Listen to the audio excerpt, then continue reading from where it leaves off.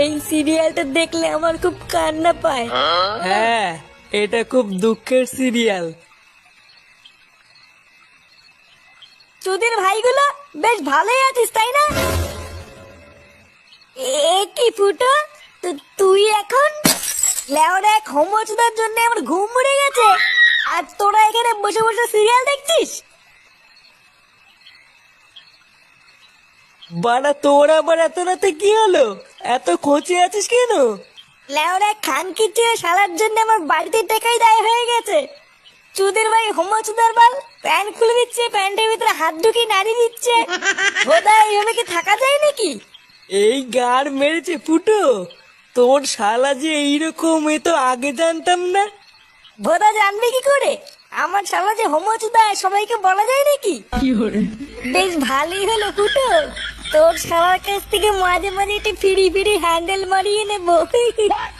আহ, ফটকে, দেখছি সৌম্য চোর জ্বালায়, তার উপরে আবার আলবাল বকছিস। বাড়া, তোরা কি কিছু করবি নাকি আমি একাই ওই শালার গুষ্টি গুদ মেরে দেবো?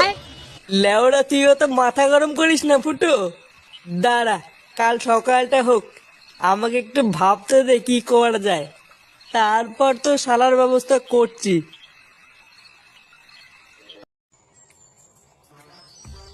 আরে হারান দাদু যে, কি ব্যাপার, আজকে তো সকাল সকাল খুব খুশি খুশি লাগছে।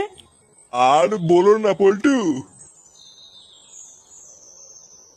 গ্রামে না একটা নতুন হোমো এসছে। আমাকে একটু আগে রাস্তায় ডেকে বললো 10 টাকা দাও, হ্যান্ডেল মেরে দেবো। সে যে কি মজা গো পল্টু, আর কি বলবো।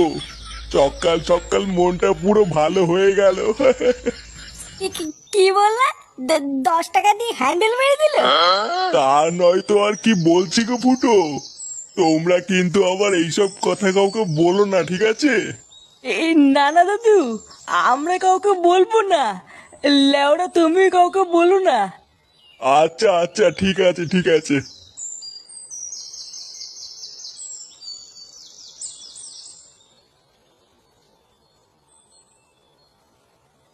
বাড়া কি বলে গেল?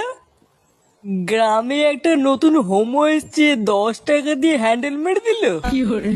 পল্টুদা, এটা ফুটো শালার কাজ না তো? আমারও তো মারা তাই মনে হচ্ছে রে।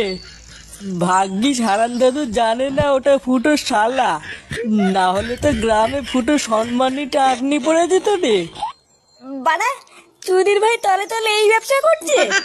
ফুটো, তুই কোনো চিন্তা করিস না, তোর শালাকে এই গ্রামে কেউ চেনে না, কোনো সমস্যা হবে না। হ্যাঁ, তুই কোনো চিন্তা করিস না। চল, মদনের দোকান থেকে চা খেয়ে আসি।